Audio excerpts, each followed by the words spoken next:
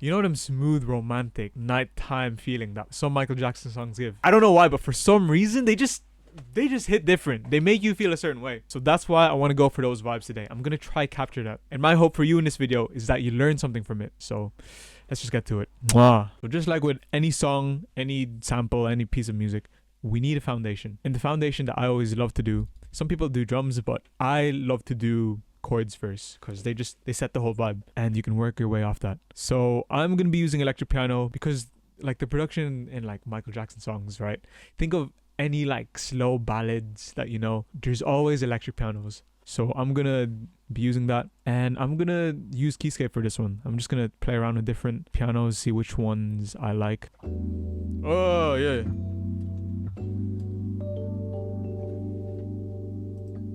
Let me get the BPM first.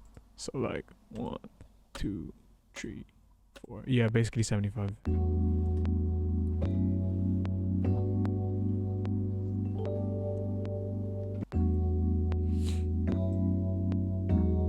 Yeah. Oh my goodness. All right.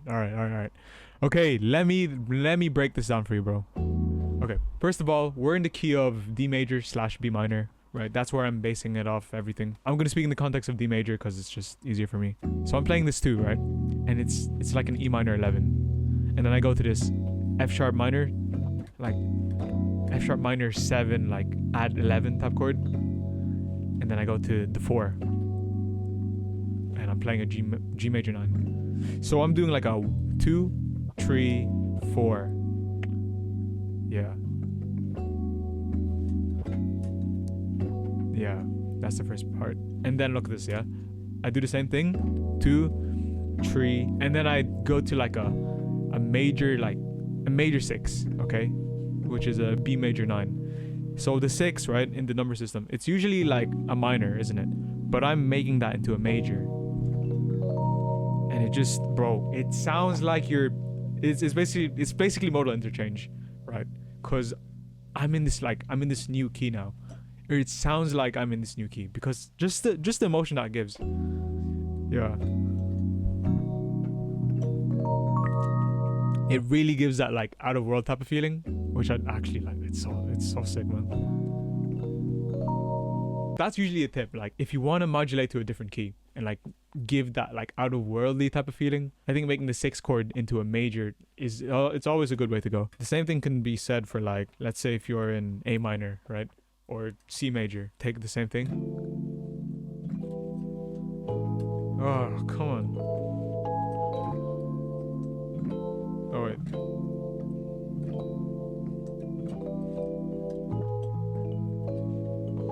Yeah. Yeah, so that's some sauce right there, bro. But let's get back to that.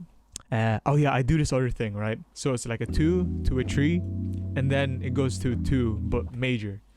And I'm playing like this major, like an E major 9. So instead of a 2 being like a normal like minor, I'm making it major, giving that like otherworldly feel to it.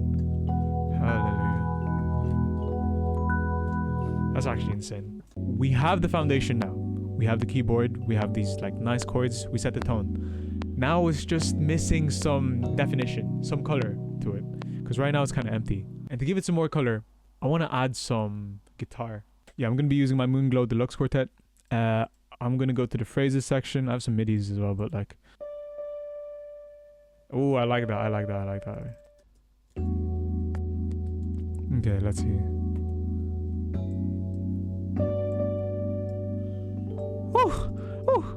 Hold on.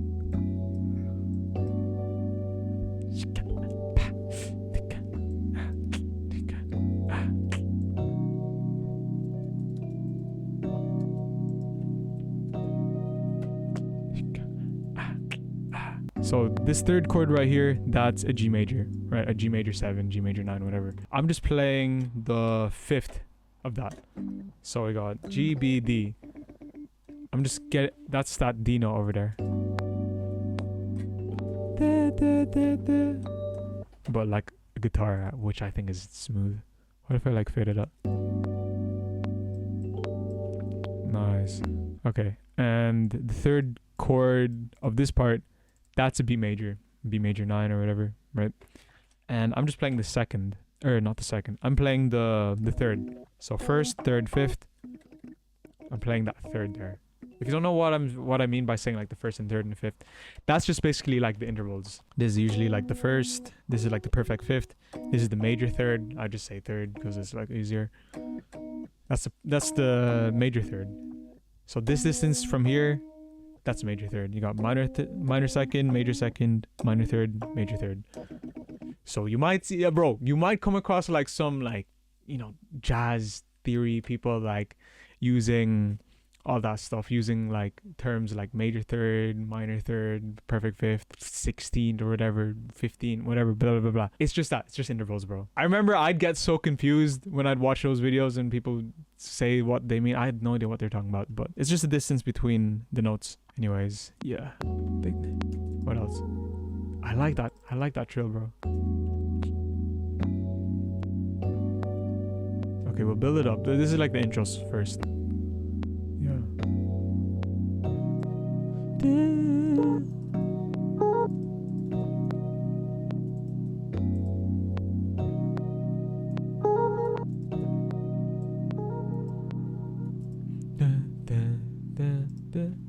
Okay, I'm just gonna tune this down. Yeah, that sounds nice.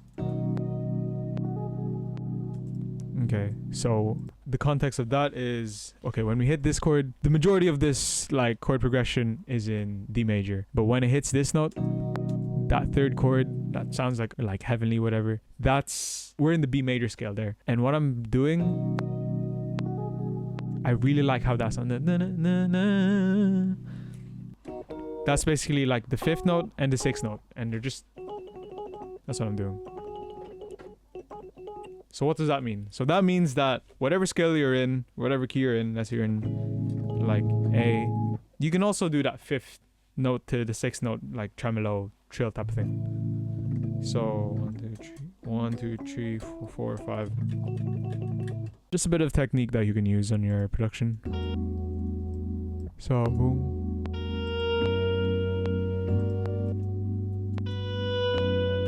Yes, what the hell?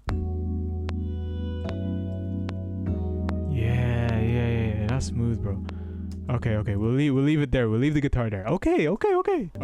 So we have some color now, right? We have the foundation, which is the piano, the keyboard, and we added a bit of color using like the guitar. I want to add more melodic components, right? Melodic components, yeah. Okay. So I want to add more instrumentation, more melodic components, and I don't know why I haven't used parody in a long time. Like I always had this, but I've been messing around with it the other day, and it's actually insane. What if I copy and paste this?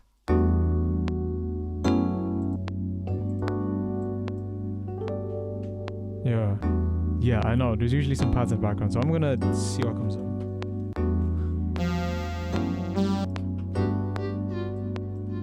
Yeah, okay, no, maybe not pads, but like leads.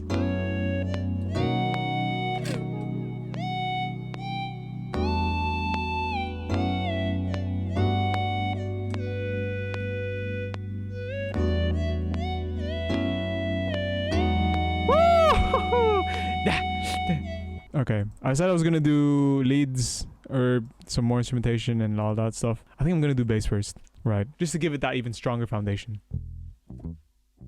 Yeah, I'm gonna keep it so simple. Just like one notes, nothing fancy. Yeah, I'm just playing it in.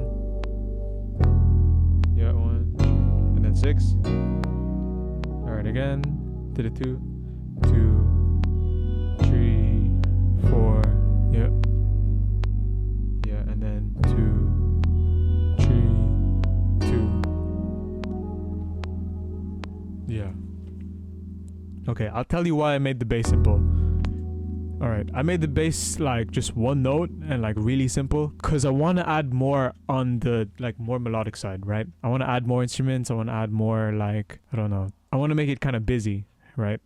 And if the bass is busy, especially on a slower song, if the bass is busy while there's much going on like on like the mid and high frequencies, right? Then it's gonna sound so cluttered. It's gonna sound so cluttered. It's gonna sound so like it's gonna sound messy, right? So that's a general rule.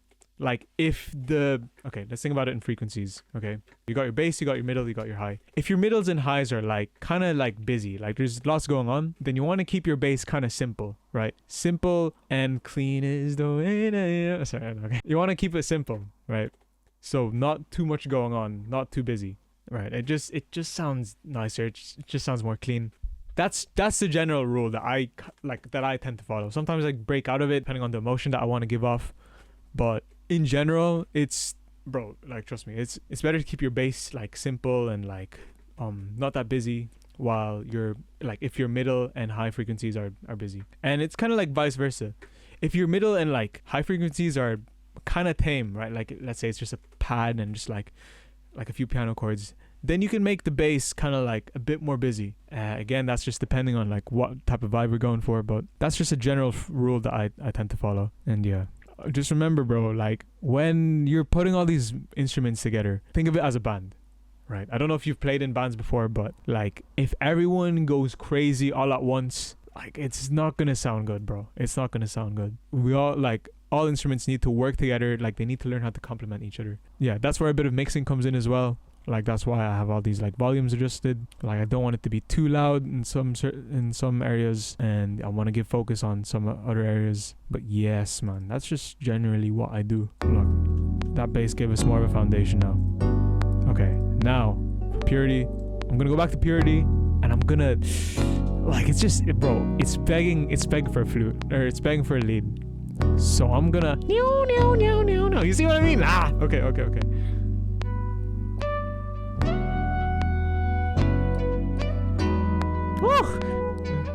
Okay, so I'm just gonna mess around with this, see what comes up.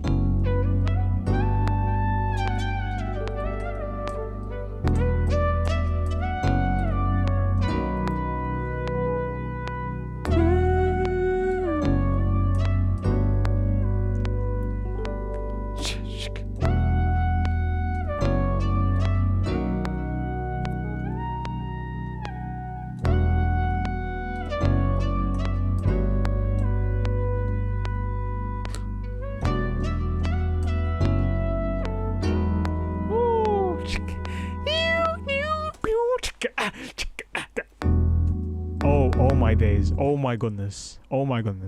Alright, let's go purity, presets. We're gonna go to the drums, right?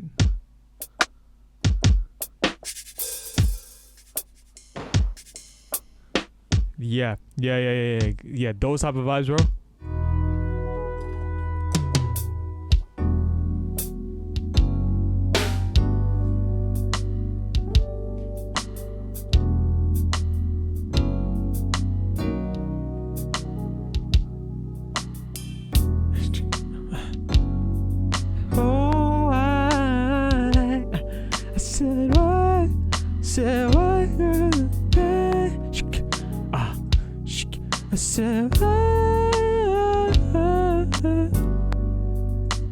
Okay, let me go over this really quick, bro. The rim shot, bro. The rim shot, instead of doing like a normal snare or whatever, I'm using a rim shot. Why am I using a rim shot? Cause it's not loud. It's not in your face. It's like smooth, you know what I mean? It's like, yeah, it gives that smooth vibe. Yeah, and these hi-hats, I love these hi-hats.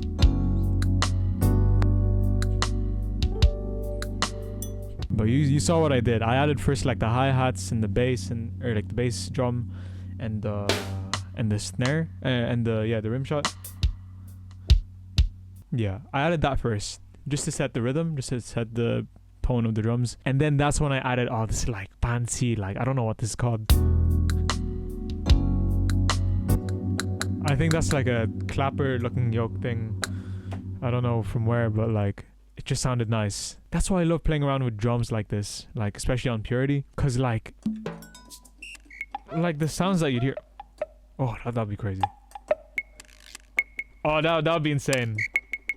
Yeah, cause you get to mess around with these sounds and just like add them in. I don't know how to explain this like rhythm wise, but 1, 2, 3, and 4. 1, 2, 3. It's just like, it's like a small like hiccup. I forgot what. Wasn't there like a term for it? But yeah, I'm stressing a weaker beat when I'm adding this like clicks type of sound. and it almost sounds like you know the way like Michael does that like in some of his songs. He just goes like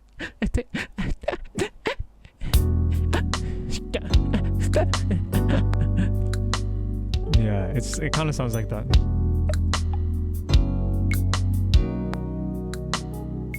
Woo-hoo-hoo. Oh, I'm adding that. I'm adding whatever this is. That's insane, bro. Come on now. Come on now.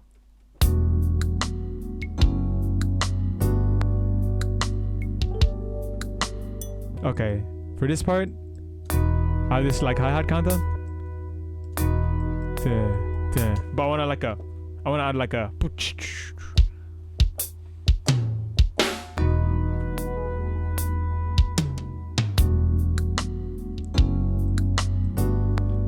oh my days, bro. This is actually insane.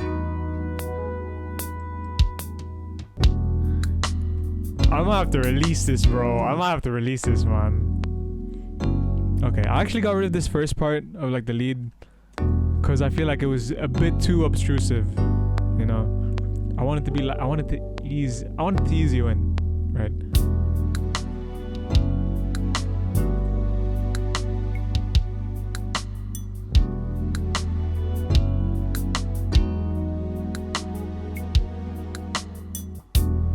Okay, alright. Bro, I'm gonna add some strings, okay? And the strings that I'm gonna be using is Spitfire chamber strings. Were they expensive? Yes, they were expensive, man. I cannot lie to you, bro. They were. But is it worth it? I think so. I think it's so worth it. Like,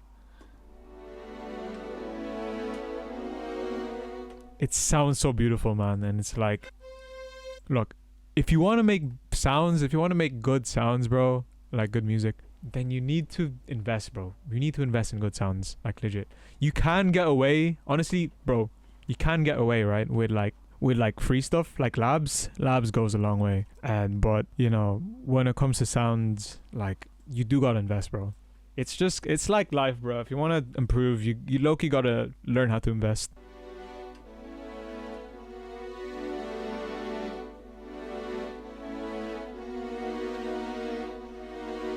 That sounds so beautiful. What?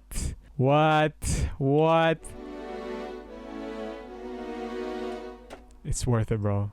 In my opinion, it's worth it. There might be like some cheaper options, but I don't know. I thought I might as well use this. Wait, let's record that though. Okay, wait. Oh my goodness, bro. What is happening?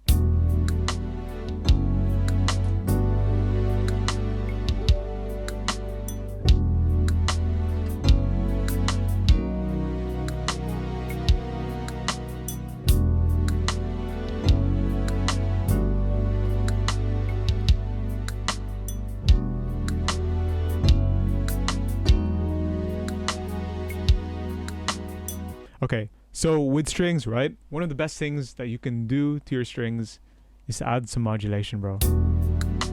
Like with this, when you add the modulation, like it adjusts like the volume and all that. Yeah, it's basically like the dynamics of it, like the volume. Why do you want to learn? Why do you want to do it? It's because it like makes it sound alive. Sometimes some strings don't have like some modulation options, but what you can do is like you can get like a volume thing. I don't know what I usually do. I'm sure it's a bit different on FL, right? But on Ableton, what I do, yeah, is like I go here, yeah, I go to the gain, I add this utility plugin, I go to gain, and then I go to show automation, and then I basically like control one to like show all these like lines, and then like boom, you can mess around with like the automation there. That's another way of adding automation if you don't have automation, or if you don't have like modulation built into the strings. I like to do this thing where it's like I start off low, then I go high, as you see here. I don't like how it goes high straight away. I'm gonna like boom.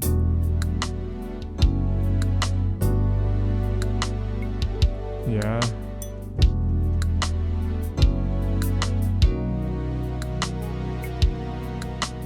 So what I'm gonna do, right? Here's a cool trick. I'm gonna copy like these strings. I'm gonna copy this. I'm gonna paste it here, and I'm gonna go to like, all right, this is the reason why I got this plugin. It's cause like you see these like violin one like portamento. I wanted the portamento, bro. Portamento is basically like the glide between two notes. Like, look at this. It's insane, bro. It's just that glide that I really love. And like, that's what I wanted. That's why I got it. But yeah, I think the Chris Hine ones are good. I don't know, some of my friends use it, but for me, I already committed. Going through these strings, like the string ensembles I do here.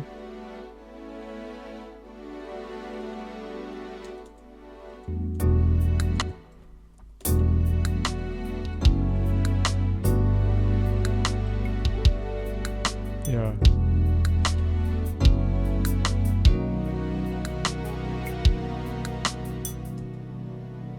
What I'm playing for these strings is I'm essentially playing the same notes as the chords that's the foundation of this, right? Like on the electric piano, it's basically the same thing, except what I'm doing for some of them, like here, right? Like the first two chords, or yeah. What I'm doing here is like I'm not playing the root note. I'm only playing like the four notes, like the four upper extensions of the note. So this is the full note, right? I'm getting rid of like the E minor and the G. That actually would sound cool with the G on lowkey. But yeah, I'm getting rid of those and playing this, like these four upper notes. Why? It's so that I can like avoid like muddying the track, muddying the mix. Sometimes when you layer like too much of the low end, like especially the bass notes, like it'll sound, you'll notice like how it'll sound a bit like muddy. It'll sound a bit messy, and it sounds like the bass notes are like fighting for each other. But where you get rid of that, you add more space. But it also, like by playing the upper extensions as well, you're making your song, you're making the track, sample, whatever, you're making it sound fuller as well. Yeah.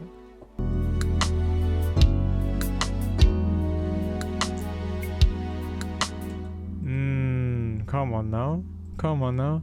And I'm gonna do the same thing for the second note, right? The second highest note. Whoa, I lost count. Boom, boom, boom. That sounds like some like Animal Crossing sound. Or like Undertale, like that vibes. Okay. But yeah, I'm just stacking these strings on top of each other just to give it like even more of that like fuller vibe. I'm gonna increase the length of it.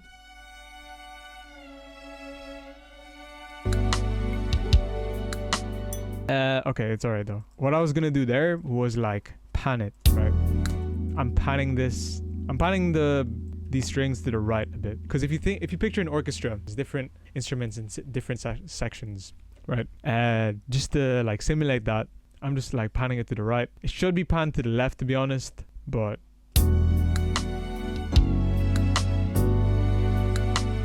actually, yeah, that sounds really nice. Okay, I'm gonna put these an octave higher.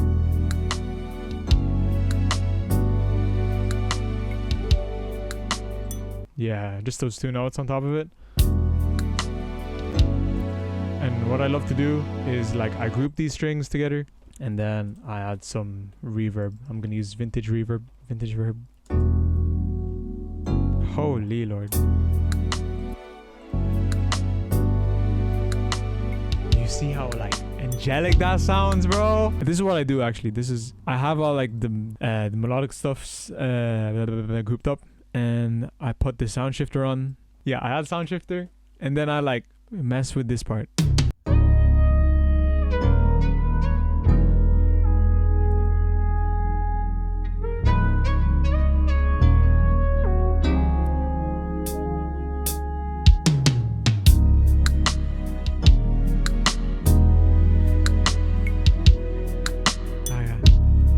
I got something to say. Oh my days, this is amazing. Hey, I just had to let you know. Ooh,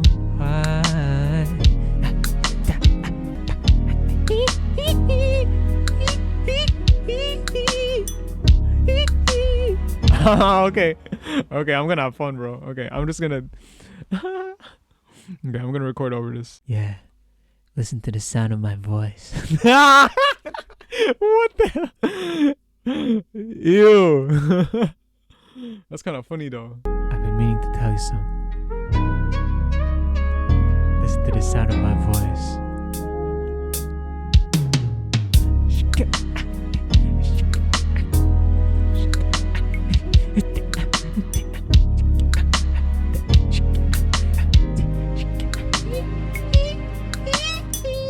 Okay, so I'm gonna just leave it there. Okay, I'm gonna leave it there, man. I feel like there's so much we can do on top of this, but like, I think on the production side, like, I hope that this like gives some help. Okay, let's just listen to what the full thing sounds like. I've